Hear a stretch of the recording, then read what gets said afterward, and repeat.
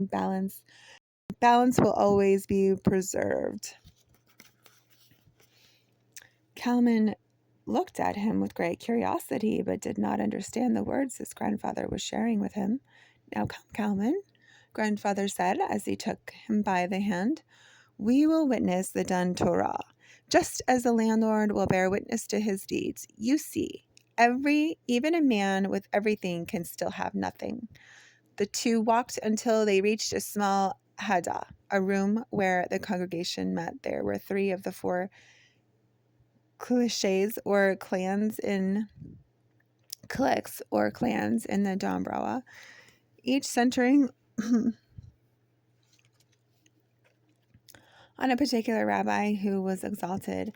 As if his words were the words of God, Kalman was fascinated by these gatherings and often smuggled himself into the balcony where he could watch them. Usually there were 40 to 50 people gathered around on an oblong table covered with a simple tablecloth, with loaves of challah bread and a herring scattered about. The rabbi would ask for the silence and then began to chant a melody in a deep tone, the sounds following hypnotically in an odd mixture of joyous celebration and anguished reverence. The congregation would then join in and produce lyrics to harmonize with the chanting rabbi, adding words and prayers, pledges, and offerings until a new hymn was realized. The hymn would be then put to the memory and become part of the clan, their heritage and identity.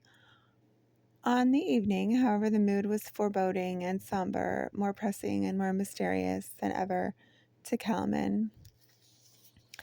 After a few prayerful offerings, the rabbi got up and announced, "Now it is time." He was followed by the rich man, who was visibly nervous and frightened, and then the rest of the clan. Kalman and his grandfather stayed in the background as the procession made its way on the short path to the old graveyard. Kalman was memorized as he watched the devout Hasids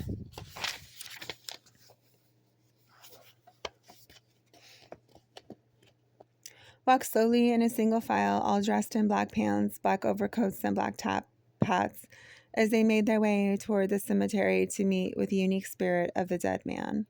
An old black iron fence surrounded the grave and had been completely covered by prayer shawls. The group proceeded through the gate and walked straight to the fresh grave, made apparent by a rectangular outline of dark soil, with a small granite headstone lying at the front of it. The fat landlord was visibly shaken now, his face flushed and small beads of perspiration forming over his forehead. The rabbi walked right up to the tombstone without fanfare, began striking the cold granite stone with his cane. "Dear friend," he began, still bearing the cold stone with his cane, "listen to me. You must forgive this man. He has repented. He is taking care of your wife and family. He is deeply sorry for what he has done. Now you must rest and leave this man and this earth in peace. Rest now, my friend." The rabbi then stepped away from the grave. The cemetery was completely silent, save the rustling of dry leaves through a high poplar tree. "It is done," the rabbi announced. Kalman and his father watched silently as the small crowd dispersed and began walking out of the burial ground in the single file, just as they had walked in. The oversized landlord had lost so much weight that he now looked like a deflated balloon, a shrunken Hindenburg, as it were. But even though his jaws were now hanging loosely from his cheeks, his face had a look of relief and serenity, and his previous heavy-laden steps had lingered, lightened to those of a small child. With the last of the crowd had passed, great-grandfather Cohen took Kalman by the hand and walked the narrow path back to town. They stopped at a small pond on the way, and a crescent moon was reflecting off the still dark water. Grandfather Kalman asked, "Are real ghosts?" "There are things we cannot know in this world," grandfather Cohen reflected. "You understand? That we cannot know is the first step in understanding, huh? Look at the pond, Kalman. What do you see? Water. And what else?" "I see the moon. I can see myself." "And as you look into the pond and you see your reflection, are you looking at it, or is it looking at you?" "I don't understand. A moon reflected off the pond is still a moon." "It is it not?" "They are both real, and if a ripple goes through the water and the moon disappears off the lake, is the moon no longer with us?" Kalman stood looking into the pond at the silvery moon and his reflection, When the grandfather picked up a pebble and threw it into the water, causing Kalman and the moon to disappear into the wave, Grandpa Kalman laughed. Now I'm a ghost. You see, there is no distance between us and what you see and hear and smell, between the trees and the birds in the sky above. The only separation is in our minds.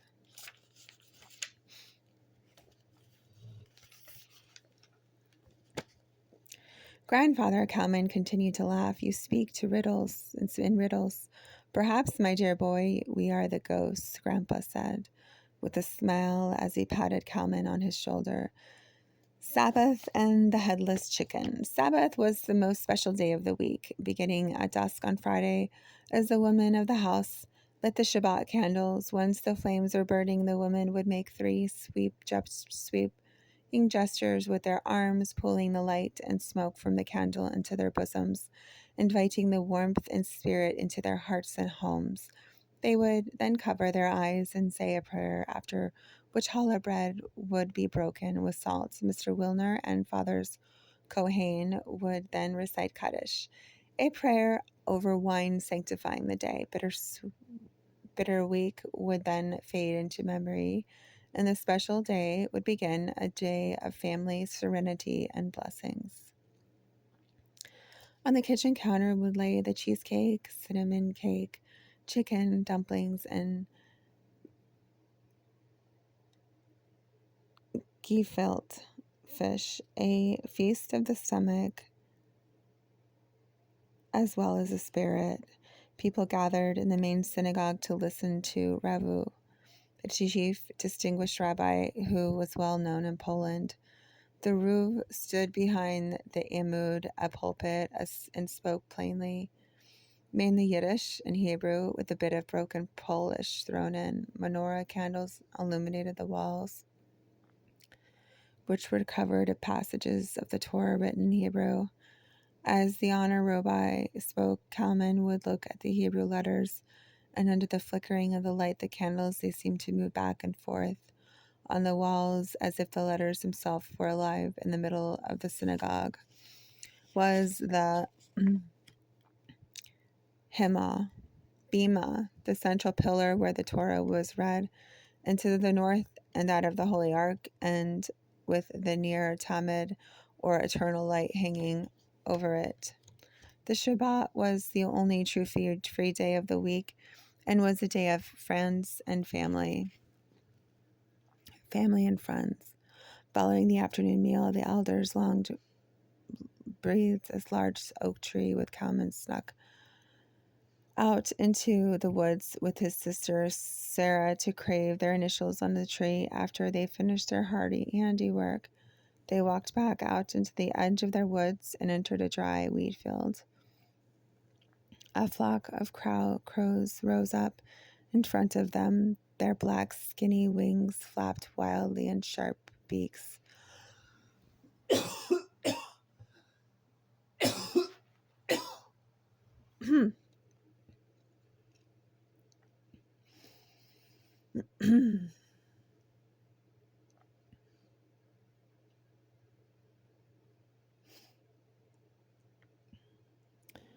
In front of them, their black, shiny wings flapping wildly and sharp beaks squawking aloud with shrill, piercing shrieks. Sarah was frightened and held onto Kellerman's leg tightly for protection. As the crows flew off into the distance and became specks of black atop the rolling hills, pastures, pockets of trees, and small bricks from farmhouses, Sarah loosened her grip on her big brother's leg, and they continued on toward the village.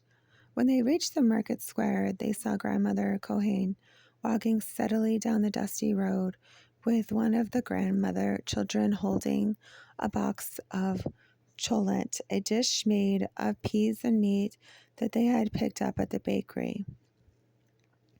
On the Sabbath, there could be no cooking, so the cholet was made at a bakery and placed in a box with each family's name written on it. Grandma Sarah called out, letting go of Kalman's hand and running gingerly across the square to meet up with the grandmother.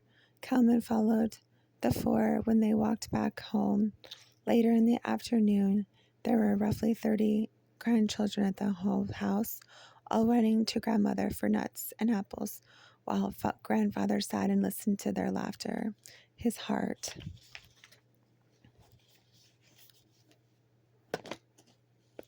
expanding commerce and trade in the still undeveloped Poland soon became money lenders and tax collectors, which they made them valuable and often hated members of the community. They had always been an uneasy coexistence between the Jews and the Poles with very little mingling in society. The Jews, and especially the Hasids, retained their own culture and were greatly resented for it. There were fights at soccer games between the Polish and Jews youths, name-calling and always an undercurrent of fear in the air. But it was nonviolent for the most part. But in the Third Reich of the German to the north, the tide was changing and the ripples began to reach the confines of Dąbrowa. Kalman saw for himself the formless fear turn into a solid reality one afternoon, which would be forever etched into his memory. A group of people had gathered in front of his grandparents' small bakery, where his mother worked. They were yelling and shouting, "Don't buy from these Jews! Don't buy from these stinking Jews!" Their faces were snarled and twisted, distorted by hatred and ignorance. Kalman stood motionless in the street as he watched the scene unfold, yet the stillness of his body betrayed the violent emotions of anxiety, embarrassment, and seething fear that swelled within the pit of his stomach. Many of the faces in the crowd were familiar to him. A farmer they had often bought eggs from, a cattleman who once worked for his father. Several peasant women with children went to Polish school with Kalman, a postman, a policeman, and several merchants. All their faces were recognizable, but they seemed alien now, no longer just familiar faces in a crowd, but a herd of strange animals, a flock of stupidly bleating sheep herded by an unseen shepherd. Deceit. At the moment, Kalman wished himself to be invisible, to become the reflections of a crescent moon on the shimmering face of a black pond. He looked through the window of the bakery and saw his grandmother busily at work, the strong woman with her wig and big, bright, welcoming eyes. The louder the hoodlums yelled, "Poles buy from Poles, Jews buy from Jews," the more busily she went about, making her the pastries and bread. The belly of the beast was beginning to bloat, ready to burst, and soon there would be nowhere to hide. Carl's story, chapter 2.